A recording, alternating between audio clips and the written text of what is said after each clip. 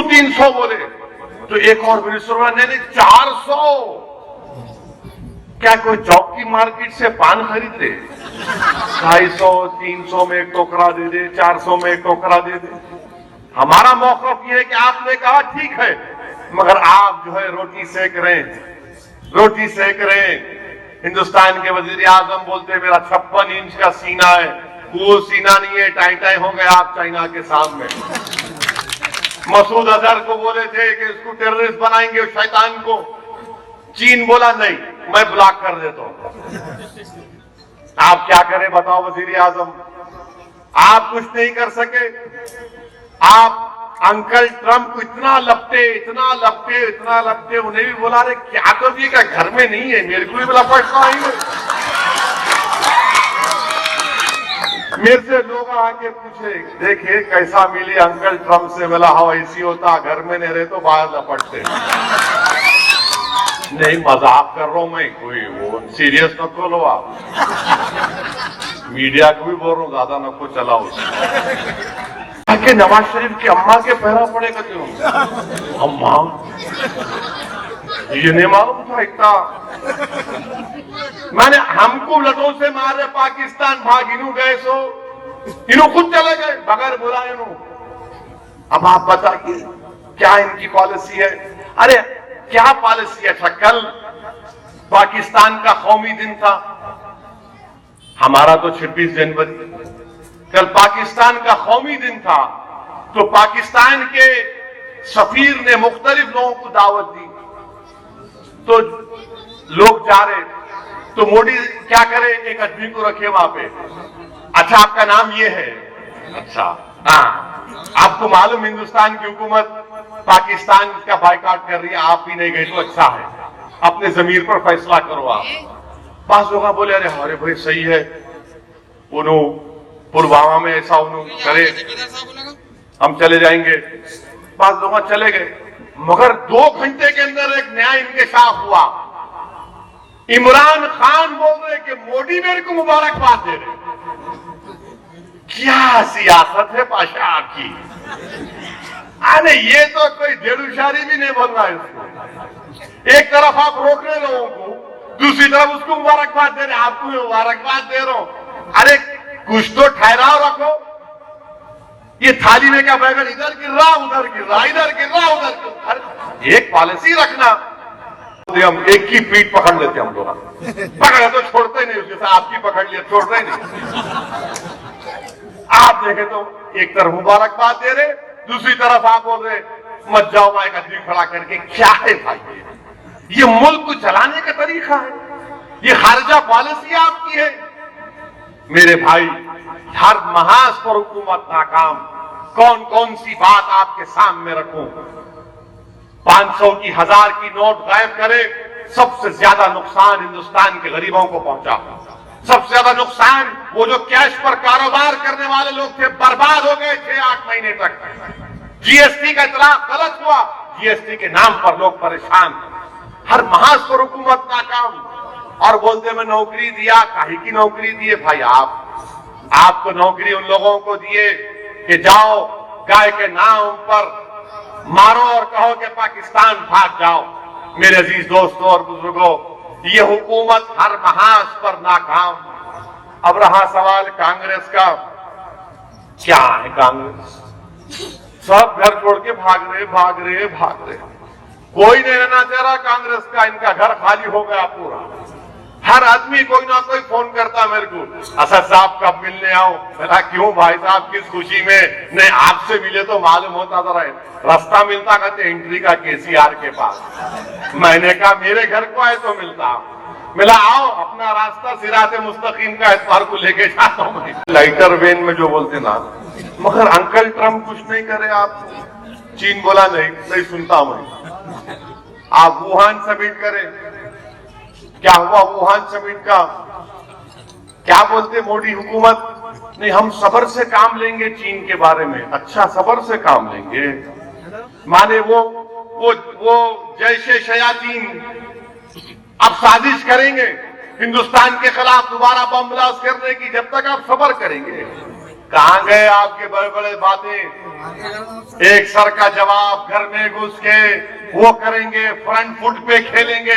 चीन की बात आई तो विकेट ही छोड़ के चले आ रहे हैं। क्या है बताइए आप? और पाकिस्तान के खिलाफ इनकी क्या पॉलिसी है? लोग हमको बोलते डंडे लेके मारे ना, बच्ची पुकार रही हमारी कि मारने वाले बोल रहे पाकिस्तान को चले जाओ। अरे जालिमो, तुम्हारे हाथ में डंडा है, तुम मेरे को मार के बोल रहे पाकिस्तान को चले जाओ। क्या तुमको नहीं मालूम शयातीन की औलाद जो एक बेबस को बूढ़े को लटों से मार रहे? अरे तुम जिसको चाहते, तुम्हारा प्यारा मोदी बिन बुलाए दावत में नवाज शरीफ के घर में कूद गया। उन्होंने दावत भी नहीं दी नवाज शरीफ। उनके घर में शादी हुई, इनको मालूम हुआ, बोले उतरता हूं मैं बेगानी शादी में। ना कोई बुलाए ना इनको, बोले मैं चल जाता हूं, पासपोर्ट डाला चले। क्या मैं जाकर भड़काऊ भाषण किया था मैं? मेरे भाई देखो वीडियो, वो उस बच्ची की आवाज, उसकी तड़प और बेबसी को देखो। और उसके बाद ये शख्स जो खड़े होकर कह रहा है, मेरी बात को सोचो आप, ये बेबसी क्यों है? क्योंकि कोई सियासी आवाज नहीं है, कोई लड़ने वाला नहीं है। और मजलिस ने क्या किया, हमारे बुजुर्गों ने क्या किया? हमने तूफानों में चिराग जलाने का हुनर सीख लिया। हमने इन फिरका परस्ती के तूफानों में चिराग जलाया इतिहास का।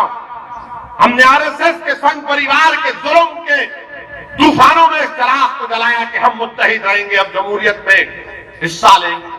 मगर आज वो बच्ची बेबस है, आज कह रही है कि मेरे घर में घुस के मेरे को मारे। क्या मारे? क्या है क्रिकेट मैच के ऊपर? मेरे अजीज दोस्तों और बुजुर्गों, ये बीजेपी और फिर वजीर आजम बोलते मैं चौकीदार।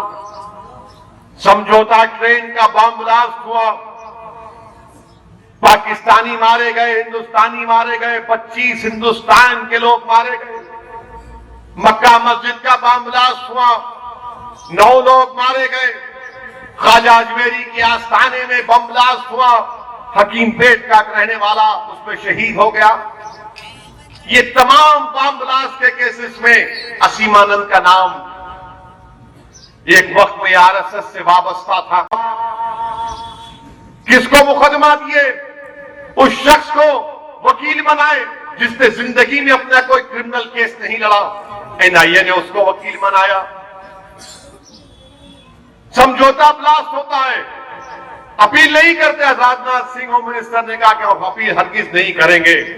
तो मालूम हुआ कि अगर मुल्जिम तुम्हारी सोच का होगा या तुम्हारे आरएसएस से वाबस्ता कभी रहा होगा तो तुम उसको बचाओगे।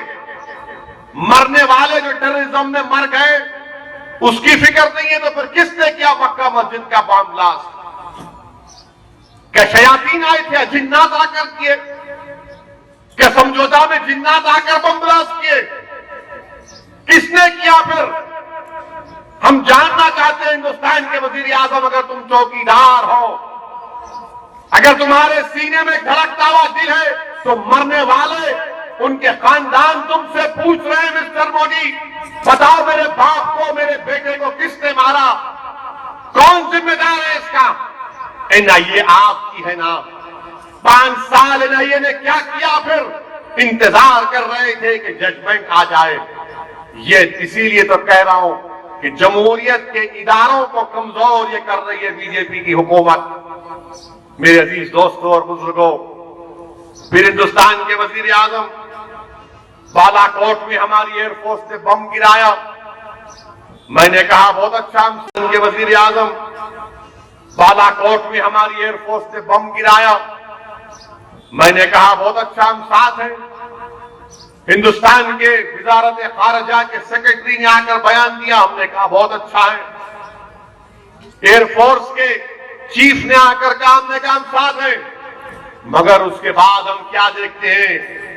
सियासी रोटी सेकने के लिए अमित शाह कह रहे हैं कि 250 मरे वहां पर, वो दहशतगर्द तंजीम, वो शैतान मसूद अजहर, उसके 250 लोग मारे गए। राजनाथ सिंह होम मिनिस्टर बोल रहे कि एनटीआरओ एक ऑर्गेनाइजेशन है जो पूरा फोन टैप करते, मेरा भी फोन टैप करके सुनते हो। एनटीआरओ का काम वो इसे खाली टैप करना।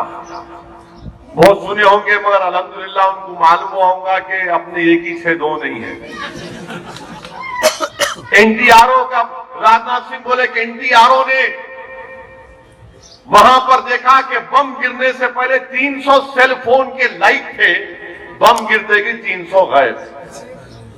मैं राजनाथ सिंह से और मोदी साहब से पूछना चाह रहा हूं, वजीर आजम, अगर एनटीआरओ यहां बैठकर बालाकोट में 300 सेल फोन को देख रहा, तो फिर हिंदुस्तान में हम बैठकर पुलवामा में 50 किलो आरडीएक्स चलेगा, वो नहीं देख सके आप?